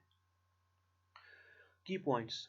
ठीक है. तो पहला की पॉइंट है, Abu Wahab Khan was born around 1842. However, some news media have cited his birth as 1910. ठीक है. तो थोड़ा सा कंफ्यूजन है वहाँ पे उनकी पैदाइश में, या तो 1842 है या फिर 1910. तो यही दो है. He was the 19th century Kashmiri Sufi mystic poet. ठीक है. ये नंबर सेकंड था. अब नंबर थर्ड जो है, he is primarily known for his devotional poetic book titled Verses of Wahab Khar. ठीक है. Comprising Kashmiri language poems, which was later published by the Kashmir JK Books in 2007. ठीक है. Wahab Khar is claimed was able to shoot out a hot water spring from amid a forest on his own. The spring he shoot out still flows in the Kashmir Valley. He was the contemporary of मियाँ मोहम्मद बख्श. ठीक है. वो contemporary रहे हैं, मतलब उन्होंने मियाँ मोहम्मद बख्श का ज़माना भी पाया है. ठीक है. He died in 1912 and his Dargah Sufi shrine is at Pampore. ठीक है. गाइज, अब जो नेक्स्ट रिलीजियस पर्सनैलिटी हैं जिनके बारे में हम डिस्कस करेंगे, उनका नाम सचक्राल है. ठीक है. तो सचक्राल जो है was a Kashmiri Sufi poet and a Sufi saint. ठीक है. Sachkral was born in 1782 in the village of Indar in the Pulwama district of Jammu and Kashmir. ठीक है. He was a potter by profession. ठीक है. He lived a simple life devoted to spirituality, monotheism and mysticism. ठीक है. उन्होंने एक simple life गुजारी जो उन्होंने डिवोट की थी स्पिरिचुअलिटी की तरफ, मोनोथीज्म मतलब खुदा को एक मानना. ठीक है. एंड मिस्टिसिज्म यानी सूफीज्म. ठीक है. His father was Sufi poet Arif crawl. उनके वालिद साहब जो थे उनका नाम था आरिफ क्राल, जो खुद भी एक सूफी पोएट थे. And was a disciple of Kashmiri poet Momin Sahab. ठीक है. सचक्राल में have migrated to the village of Devsar in the Anantnag district. ऐसा माना जाता है कि वो माइग्रेट कर चुके होंगे देवसर में, जो कि अनंतनाग में है. ठीक है. Where his descendants are still living. वहाँ पे अभी भी उनके आबा व अजदाद रहते हैं. ठीक है. He married but divorce his wife. उन्होंने शादी की लेकिन फिर उसके बाद तलाक दी अपनी वाइफ को. ठीक है. एंड डाइड ऑन 20th नवंबर 1854 इन इंदर. फिर उनकी वफात जो है 29th नवंबर 1854 में हुई. कहाँ पे इंदर में. ठीक है. तो according to a blogger on blogspot.com, Sachkal used poetry as a tool to enlighten the minds of people, and his work promoted Sufism in Kashmiri poetry. Okay, the Sachkal Memorial College of Education in Pulwama was named after him. तो Sachkal Memorial College of Education जो पुलवामा में है, तो उनके नाम के ऊपर ही उसको नाम रखा गया. ठीक है. In about 2009, the state government set aside rupees 50 lakh for the development of a heritage site near the Sachkal shrine. By 2012, construction had not started. Okay. In 2016, at Pulwama Degree College, singer Dhananjay Kaul grouped Lal Ded, Mahjoor, Wahab Khar and Sachkal as among the Sufi greats that Pulwama has produced, and sung their poetry which he set to music. Okay. फिर की points देखते हैं इनके बारे में। Sachpal was born in 782 in the village of Inder in Pulwama district of Jammu and Kashmir. ठीक है, his father was Sufi poet Arif Iqbal and was a disciple of Kashmiri poet Momin Sahab. The Swachkal Memorial College of Education in Pulwama was named after him. Okay, in about 2009, the state government set aside rupees 50 lakh for the development of a heritage site near Swachkal shrine. Okay, the fifth point is he married but divorced his wife and died on 29th November 1854 in Indore. Okay, तो यहाँ पे जो एक और बात जो मैं कहना भूल गया वो था कि उनके जो बाकी नाम थे वो थे स्वच्छ सर्व, यानी स्वच्छ सर्व के नाम से भी उनको जाना जाता था। ठीक है गाइस, अब जो नेक्स्ट रिलीजियस पर्सनालिटी है जिनके बारे में हम डिस्कस करेंगे वो उनका नाम है यूज़ आसफ। तो यूज़ आसफ को यूज़ा आसफ भी कहा जाता है, यूज़ा आसफ, यूज़ा आसूफ, यूज़ आसफ, यूज़ा आसफ, यूज़ा आसिफ और यूज़ आसफ भी इन नामों से उनको जाना जाता है। मतलब इनकी जो वेरिएशंस आती हैं एज पर अरबिक, उर्दू और अगर क्रिश्चियनिटी के हिसाब से देखें या फिर इस्लाम के हिसाब से देखें तो बहुत सारे वर्जन्स आते हैं इसके। ठीक है, इस नाम के। तो according to Ahmadiyya thought the name Yuz Asaf is of Buddhist derivation. तो जो अहमदिया स्कूल ऑफ थॉट है, मतलब जो जो गुलाम अहमद कादियानी को फॉलो करते हैं, उनका ये मानना है कि ये बुद्धिस्ट डिराइवेशन है। ठीक है, एंड पॉसिबली फ्रॉम यूसु और यहोशुआ। तो ये कंसिडर करते हैं कि ये आया है यूसु से या फिर यहोशुआ से, जिसकी मीनिंग है जीसस। ठीक है, और आसफ की जो मीनिंग है वो है गैदरर। ठीक है, तो ये डिफरेंट हमको वेरिएशंस मिलती हैं इसके ऊपर, तो वो भी थोड़ा सा देखेंगे। Local Kashmiri traditions state that the use Asaf was a profit of Ahli किताब। जो लोकल कश्मीरी ट्रेडिशंस हैं उनसे हमको ये पता चलता है कि ये जो यूज़ आसफ थे ये एक प्रॉफिट थे अहली किताब के। ठीक है, मतलब जिन लोग को कोई किताब दी गई हो, people of the book, whose real name was Isa. तो इनका जो रियल नेम था वो ईसा था, यानी हजरत ईसा अलैहिस्सलाम, Jesus Christ. The Quranic name for Jesus. The Prophet Yusuf came to Kashmir from the West Holy Land during the reign of Raja गोपादत्ता। तो ऐसा माना जाता है ये जो प्रॉफिट थे यूसुफ ये कश्मीर में आए कहाँ से, वेस्ट से। किसकी हुकूमत के दौरान, राजा गोपदत्ता की हुकूमत के दौरान, 1st सेंचुरी एडी में। ठीक है, according to Tarikh Kashmir history of Kashmir written between 1579 and 1620। ठीक है, एक बुक है जिसका नाम है तारीख कश्मीर, जो कि कश्मीर की हिस्ट्री के ऊपर लिखी गई 1579 और 1620 के दौरान। Yusuf Asaf was prophet of God who travelled to Kashmir from a foreign land. तो वहाँ उसमें ये लिखा गया कि ये जो यूसुफ आसफ थे ये प्रॉफिट ऑफ गॉड थे जिन्होंने कश्मीर तक ट्रैवल किया फ्रॉम ए फॉरेन लैंड। ठीक है, in 1747 a local Srinagar Sufi writer. तो 1747 में क्या हुआ, एक श्रीनगर के एक लोकल सूफी राइटर थे जिनका नाम ख्वाजा मोहम्मद आजम दीदमारी था। उन्होंने कहा कि ये जो रोज़ाबल की जो श्राइन है ये एक प्रॉफिट की है, एक फॉरेन प्रॉफिट की है, जो कि प्रिंस भी थे, उनका नाम यूसुफ आसफ था। ठीक है, तो उसके बाद देखते हैं गुलाम अहमद एंड अहमदिया बिलीफ। गुलाम अहमद कादियानी जो थे और ये जो अहमदिया बिलीफ है उनके क्या व्यूज हैं इसके बारे में। Having stumbled upon research by Russia explorer Nicholas Notovich, Mirza Ghulam Ahmad, the founder of Ahmadiyya movement, identified Yusuf Asif as the name that Jesus of Nazareth may have assumed following his crucifixion and migration from Israel. तो उन्होंने कहा, ये जो गुलाम अहमद कादियानी, उन्होंने कहा कि मैंने जब रिसर्च देखी एक रशियन एक्सप्लोरर की जिसका नाम निकोलस नोटोविच था, गुलाम अहमद कादियानी ने कहा कि ये जो कि फाउंडर है अहमदिया मूवमेंट के, उन्होंने आइडेंटिफाई किया कि जो यूसुफ आसिफ थे ये वही नेम है जो दैट जीसस ऑफ नाजरत में हैव अज्यूम। ठीक है, फॉलोइंग हिज क्रूसिफिक्शन। तो जब उसकी क्रूसिफिक्शन, जब जीसस की क्रूसिफिक्शन, जैसा कि क्रिश्चियनिटी बिलीफ में मानते हैं या फिर क्रिश्चियंस मानते हैं कि उनकी क्रूसिफिक्शन में हुई, लेकिन इस्लामिक बिलीफ थोड़ा सा अलग है इससे, थोड़ा सा क्या बल्कि बहुत सारा अलग है। ठीक है, and migration from Israel. Ahmad further identified that Rozabal shrine. Ahmad ने भी यही आइडेंटिफाई किया जो ख्वाजा मोहम्मद आजमुद्दीन मारी ने आइडेंटिफाई किया कि रोज़ाबल की जो श्राइन है ये जो कि लोकेट है श्रीनगर में, is the Tom of Jesus. तो गुलाम अहमद कादियानी ने भी यही कहा कि ये जीसस की टॉम है। Those beliefs are discussed in the book Jesus in India written by Mirza Ghulam Ahmad। ये जो beliefs हैं जो हमने ऊपर देखे अहमदिया बिलीफ की। तो ये सभी बिलीफ्स जो हैं डिस्कस किए गए एक बुक में जिसका नाम है जीसस इन इंडिया, जो खुद मिर्जा गुलाम अहमद कादियानी ने लिखी। In these publications, he proposed that the belief that the tomb of Yusuf Asif in Rosabal shrine located in Khaniar district of Srinagar, Kashmir was that of the Jesus of Nazareth। तो इसी book में उन्होंने कहा कि ये जो Khanyar district में खानियार में जो कि डिस्ट्रिक्ट श्रीनगर में है, जो श्राइन है रोजाबल की श्राइन, ये एक फॉरेन प्रॉफिट की है, ठीक है, जिसका नाम है यूसुफ आसफ, ठीक है।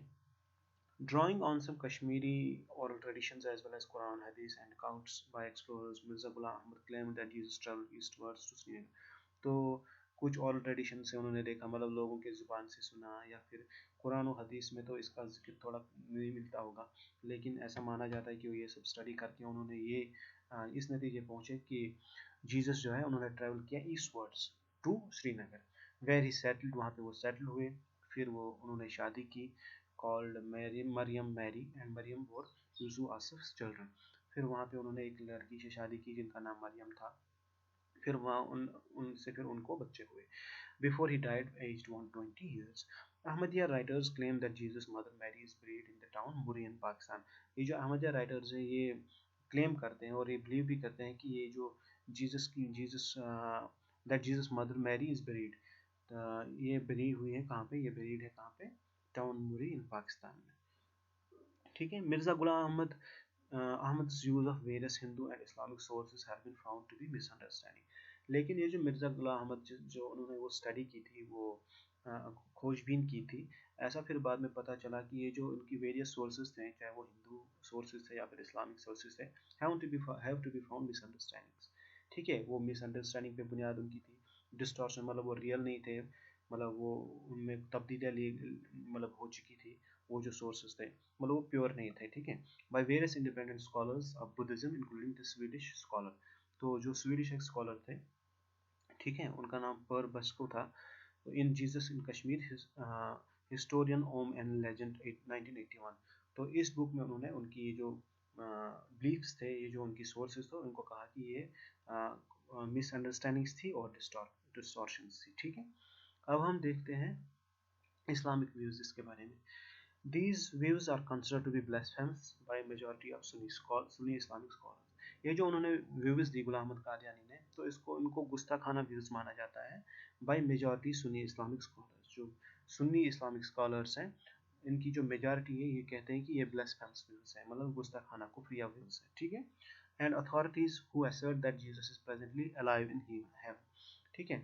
और वो कहते हैं कि ये जो जीसस यानी जीसस क्राइस्ट हैं, हज़रत ईसा अलैहिस्सलाम, ये अभी भी जिंदा हैं जन्नत में, ठीक है। Local Muslim residents at the shrine believe Yusuf Asaf was a Sufi saint. जो लोकल मुस्लिम रेजिडेंट्स हैं वो ये मानते हैं कि यूसुफ आसफ जो थे वो एक सूफी सेंट थे, बल्कि प्रॉफिट नहीं थे।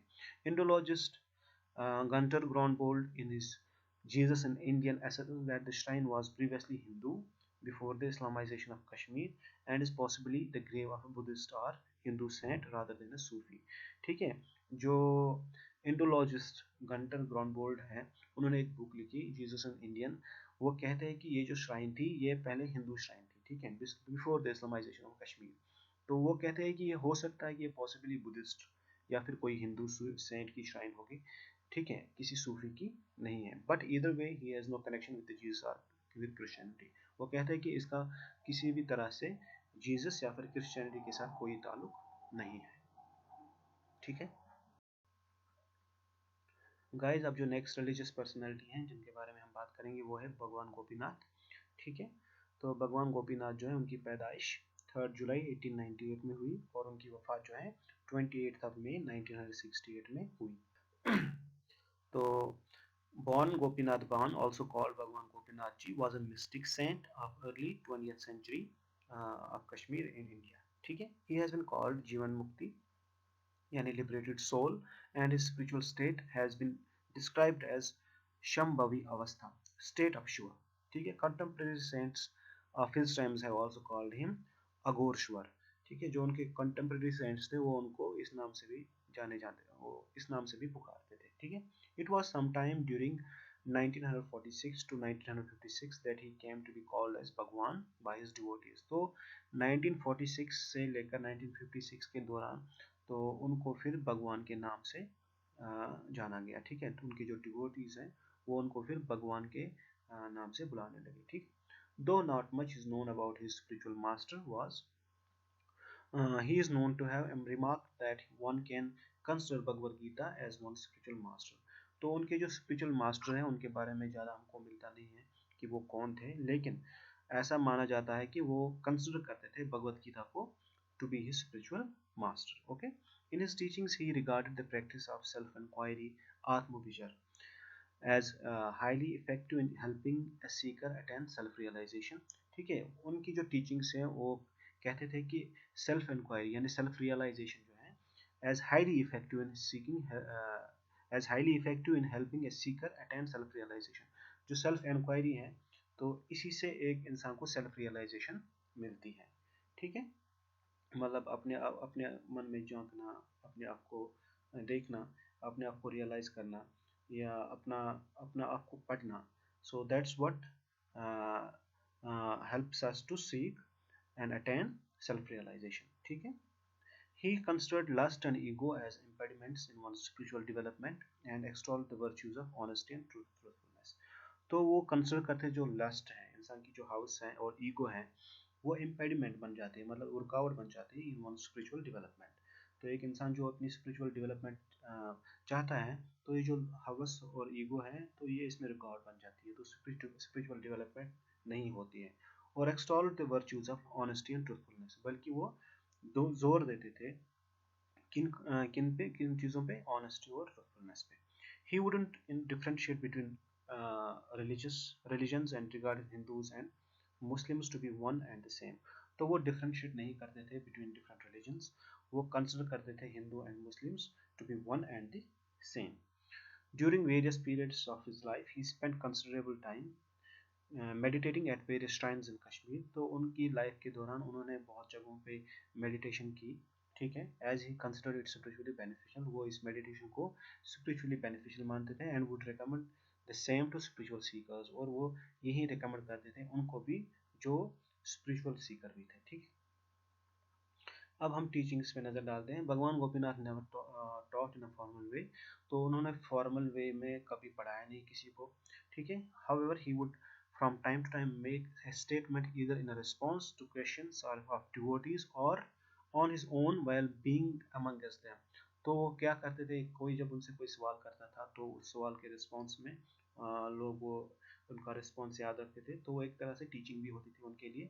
या फिर कभी कभार जब उनका खुद मन करता था वो कुछ चीज़ बोल देते थे, लोग वो सुन के और याद भी रखते थे, ठीक है। Being a man of few words, he would usually use short sentences and one had to lend a curious ear to decipher their contextual meaning, ठीक है। क्योंकि वो बहुत कम बोलते थे तो जो उनके पास उनके डिवोटीज होते थे आसपास, तो उनको बहुत ध्यान से सुनना पड़ता था। जो भी कुछ वो बोलते थे वो कुछ चंद ही वर्ड बोलते थे, और लेकिन विद कॉन्टेक्स्ट उनको कहते थे और वो उनको याद रखना पड़ता था उनके डिवोटीज को, ठीक है। A few such of his statements translated here into English, which has devotees recognized as his teachings are as follows. तो कुछ statements हैं जो उनकी teachings से हमको मिलते हैं, ठीक है, जिनको इंग्लिश में ट्रांसलेट किया गया है। तो ये जो है, तो उसमें से पहली टीचिंग जो है, one should cultivate and preserve the three virtues of righteous moral conduct with straightforwardness, honesty and purity in thought, word and deed. तो ये उनकी पहली टीचिंग्स है कि स्ट्रेट फॉरवर्डनेस होनी चाहिए, ऑनेस्टी होनी चाहिए, प्योरिटी इन थॉट होनी चाहिए, यानी इंसान के ख्यालात सही होने चाहिए, प्योर होने चाहिए वर्ड, उसकी ज़ुबान, और उनके काम भी सही होने चाहिए। Self realisation comes when one bids farewell to one's ego. तो सेल्फ रियलाइजेशन तभी आ जाती है जब कोई बंदा ईगो छोड़ देता है अपनी। Lust is the biggest impediment in one spiritual development, ठीक है। हवस बिगेस्ट इंपेडिमेंट है स्पिरिचुअल डेवलपमेंट में। Keen intellectual contemplation and self scrutiny help one to realize all aspects of God. तो सेल्फ स्क्रूटनी जो है, मतलब खुद के ऊपर गिरफ्त करना, ये भी है जो कि रियलाइज करवाती है हमको all aspects of God. Serious spiritual seekers should not be afraid of taking on the road which is fraught with the difficulties of self realization. जो spiritual seeker होंगे उनको इस चीज़ से नहीं डरना चाहिए कि वो जब किसी राह पे चलते हैं तो राह बड़ी होगी डिफिकल्टीज से, ताकि उनको सेल्फ रियलाइजेशन हासिल हो। तो इन सब से वो नहीं घबराने चाहिए जो कि सीरियस स्पिरिचुअल सीकर्स हो। One should rise above the narrow division of religion, caste, creed, and make peace with all humanity. Okay. The next teaching, one can consider Bhagavad Gita as one spiritual master. ठीक है. The next one is sincere spiritual efforts and Guru's grace lead to a seeker to self-realization. Okay. A seeker must surrender onto Guru's feet with all his heart and soul. ठीक है, यानी पूरा submission. One should always contribute to charity to not let greed settle in. तो हमेशा charity करनी चाहिए ताकि इंसान के अंदर लालच ना रहे. ओके गाइज, अब जो नेक्स्ट रिलीजियस पर्सनालिटी हैं जिनके बारे में हम डिस्कस करेंगे उनका नाम है रूपा भवानी. ठीक है, तो उनको माता रूपा भवानी के नाम से भी जाना जाता है. ठीक है, वो उनकी पैदाइश जो है वो 1621 में हुई और उनकी वफात 1721 में हुई और उनका बर्थ नेम था जो था वो था अलाकेश्वरी. ठीक है, तो she was a 17th century Hindu saint who lived in present day Kashmir. Okay, she was a daughter of Pandit Madhav Jodhar. वो डॉटर थी यानी बेटी थी पंडित माधव जोधार की, जो रेसिडेंट थे खानकाए शोकता नवाकल, जो अभी प्रेजेंट डे श्रीनगर है. ठीक है, इन दी अर्ली 70th century. तो he introduced her to the practice of yoga. तो उनके वालिद साहब ने ही उनको इंट्रोड्यूस किया प्रैक्टिस ऑफ योगा के साथ. ठीक है, oral and written legend has it Madhavjo Dar was an ardent devotee of Mata Sharika. ठीक है, तो ऑरली हमको पता चलता है, मतलब जो लोगों को जुबानी याद है, और ये रिटन लेजेंड भी यानी लिखी गई हुई ये स्टोरी भी है कि जो माधव जो दार थे वो डिवोटी थे किनके, माता शारिका के यानी काली माता के. He visited her temple daily at Hari Parbat to pray. वो उनके टेम्पल पे हर दिन विजिट करते थे to pray. Pleased by Madhav Jodar asked for a daughter. तो माधव जोदार ने क्या किया, उन्होंने अपने एक बेटी की दरख्वास्त की. And Alakeshwar was born to Jo's wife on Purnamashi in the month of Jeth. तो फिर उसी वजह से जो अलाकेश्वरी है वो बॉर्न हुई. ठीक है, पूर्णमाशी मंथ में ऑफ जेठ यानी ज्येष्ठा in 1621. Okay, the exact year of her birth varies in a different account between 1620 and 1624. तो इनकी जो बर्थ है वो वेरी करती है between 1622 and 1624. ठीक है, Alakeshwar followed her father in pursuit of God and spirituality. तो उन्होंने अपने पिताजी को ही फॉलो किया in pursuit of God and spirituality. अब करियर देखते हैं. Even after her marriage at an early age she often visited Hariparvat to perform her sadhana at midnight. तो उनकी जो शादी हुई काफ़ी अर्ली एज में हुई, लेकिन फिर भी वो विजिट करती थी हरिपर्वत को to perform her sadhana at midnight. Okay, this raised questions about her as a woman out on her own. तो ये जो आधी रात को यानी मिडनाइट में वो जाती थी साधना के लिए, तो क्वेश्चंस रेज हुए एज अ वुमन कि क्यों जाती है, मतलब इतनी रात को बाहर अकेले. Her mother in law and husband mistreated her. तो फिर उनकी जो मदर इन लॉ है, उनकी सास, फिर उनके हस्बैंड ने उनके साथ मिसट्रीट किया. Ultimately she left her in laws in the pursuit of God. तो फिर उन्होंने अल्टीमेटली वो घर ही छोड़ दिया in pursuit of God. Alakeshwari performed her sadhana in solitude at Chashme Sahibi Manigam at Ganderbal district. फिर उन्होंने सॉलिट्यूड में वो जो चश्मा साहिबी था मनीगाम में, वहाँ पे अपनी साधना परफॉर्म की जो कि गांधरबल डिस्ट्रिक्ट में है, इन जैन के लर एंड वास्कुरा. ठीक है, this place including her birth place at Safakadal, जो उनकी बर्थ प्लेस है Safakadal, are now famous as Rupa Bhawani asthapans. ठीक है, Mata Rupa Bhawani died on Magatu Pachsatnam in 1721 AD. Sorry guys if I am not able to pronounce these words correctly. This day became known as Sahib Saptami and is observed by Hindus in Kashmir. Dev Rupa Bhavani. Okay guys, अब जो next religious personality है उनका नाम मीरवाइज उमर फारूक है. ठीक है, मीरवाइज मोहम्मद उमर फारूक जो है उनकी पैदाइश 23 मार्च 1973 में हुई, जो अभी मीरवाइज है कश्मीर के. He is the chairman of the Awami action committee, one of the two key factions of the all parties Hurriyat conference in the Indian union territory of Jammu and Kashmir. तो अभी वो चेयरमैन है आर्मी एक्शन कमेटी के. ठीक है, in October 2014 Farooq was listed as the as one of the 500 most influential Muslims by the Royal Islamic Strategic Studies Center Jordan. ठीक है, अक्टूबर 2014 में वो the most 500 most influential Muslims उस लिस्ट में आए जो पब्लिश करते हैं Royal Islamic Strategic Study Centre Jordan. ठीक है, the report is issued annually in cooperation with Prince Al Waleed bin Talal Centre for Muslim Christian understanding at Georgetown University in United States. ठीक है, अब हम early life देखेंगे। At the age of 17, following the assassination of his father by unknown gunmen, Mirwais Molly Farooq, the leader of Awami Action Committee, Farooq united 23 Kashmiri pro-freedom organizations into the All Parties Hurriyat Conference APHC। तो 17 साल की उम्र में जब assassination हुई उनकी father की, यानी उनके फादर को जो मार दिया गया bye unknown gunman, Mirwaiz Maulvi Farooq जो है वो लीडर थे अवामी एक्शन कमेटी के। उन्होंने जो 23 कश्मीरी प्रो फ्रीडम ऑर्गेनाइजेशंस की थी, उन्होंने उनको एक जगह लाया और ऑल पार्टीज हुरियत कॉन्फ्रेंस बनाई। ठीक है, Mirwaiz Maulvi Farooq funeral procession on 21 May 1990 witness the bloodshed near the Islamia college. तो जो मीरवाइज मौली फारूक का जो फ्यूनरल था, ठीक है, फ्यूनरल प्रोसेशन था, तो वो 21 मई 1990 में हुआ। ठीक है, और उस दिन क्या हुआ, बहुत ज़्यादा ब्लडशेड हुआ। ठीक है, इस्लामिक कॉलेज जो था उसके सामने, वेरिन 72 people including 4 women were killed, जिसमें 72 लोगों की मौत हुई, जिसमें 4 औरतें भी थी। ठीक है, his body being dropped in the middle of the road. तो हलचल में उनकी जो बॉडी है वो मिडल ऑफ द रोड पे ही छोड़नी पड़ी उस दिन। ठीक है, this roused public sentiment and give leverage to Mirwaiz Umar Farooq political work in the valley. तो इससे क्या हुआ, जो पब्लिक सेंटिमेंट था वो जाग गया। ठीक है, और मीरवाइज उमर फारूक को एक लेवरेज मिला पॉलिटिकल वर्क के लिए वैली में। ठीक है, he has constantly tried to raise awareness about Kashmir issue internationally. ठीक है, वो उन्होंने लगातार कोशिश की है कि ये जो कश्मीर का इशू है इसको रेज किया जाए इंटरनेशनल फोरम पे भी। ठीक है, he was also shown among the Asian heroes by Time magazine। तो Asian heroes जो एक Asian heroes में उसको दिखाया गया।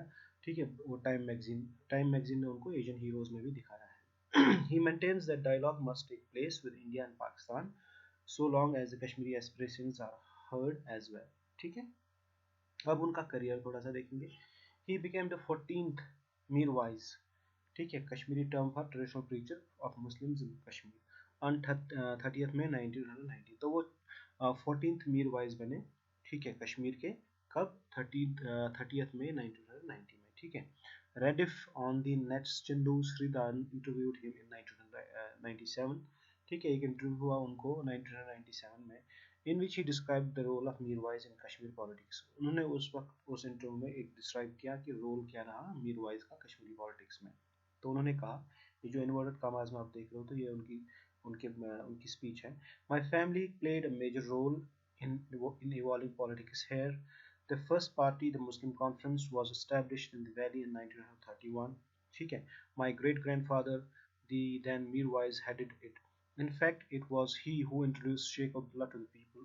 Later, Abdullah formed the Jammu and Kashmir National Conference, and my grandfather was exiled to Pakistan, where he died। ठीक है, ये उन्होंने उस टाइम उस इंटरव्यू में कहा था कि मेरी फैमिली जो उन्होंने एक मेजर रोल किया यहाँ की पॉलिटिक्स इवॉल्व करने में। ठीक है, फर्स्ट पार्टी बनाई मुस्लिम कॉन्फ्रेंस, तो वो 1931 में बनाई। ठीक है, उस वक्त के जो मीर वाइस यानी उनके ग्रेट ग्रैंडफादर, वो उस वक्त उस पार्टी के हेड थे। और इनफैक्ट ये कि शेख अब्दुल्ला जो है उनको भी उन्होंने इंट्रोड्यूस किया लोगों के सामने। ठीक है, और लेटर जो है अब्दुल्ला यानी शेख अब्दुल्ला ने अपनी खुद की एक पार्टी बनाई, Jammu and Kashmir national conference, and जो उनके ग्रैंडफादर है उनको पाकिस्तान निकाल दिया गया, where he died, जहाँ पे उनकी वफात भी हो गई। My father then took over in 1963, formed another party, People's Action Committee। तो 1963 में उन्होंने फिर से एक पार्टी बनाई जिसका नाम था People's Action Committee, which stood for people which stood for giving people their basic rights, जिसका बुनियादी मकसद ये था कि लोगों को बुनियादी हक मिले। ठीक है, till 1990 when he was assassinated। ठीक है, तो 1990 में जब वो असैसिनेट उनको किया गया, he was campaigning for that cause. उस वक्त भी वो उस काज के लिए कैंपेन कर रहे थे। So all along the political role has been present in the institution of Mirwaiz. ठीक है, अब उनकी एजुकेशन पे थोड़ी नजर डालते हैं। Before joining Kashmir politics, Farooq was an alumnus of Burnhal School in Srinagar. He had interest in computers and wanted to become software engineer. He holds a postgraduate degree in Islamic studies called Molvi or Fazil। ठीक है. He holds a postgraduate in Islamic studies called Maulvi Fazil and a PhD in the same from Kashmir University on the topic politico-Islamic role of Shahid Shahi Hamdan. ठीक है, a 14th century Islamic scholar who introduced Islam in the valley. ठीक है, तो अब हम उनकी personal life देखेंगे. Mirwaiz Umar Farooq is married to Indian American Sheeba Masoodi, youngest daughter of Sibtain Masoodi. ठीक है, and Indian doctor of Barzullah, locality of Kashmir, which is famous for its bone and joints hospital, settled in Buffalo, New York, in the United States, migrating in the early 70s. Mirwais is father to two daughters, Maryam and Zainab, and a son born on 11th of February 2017. Okay.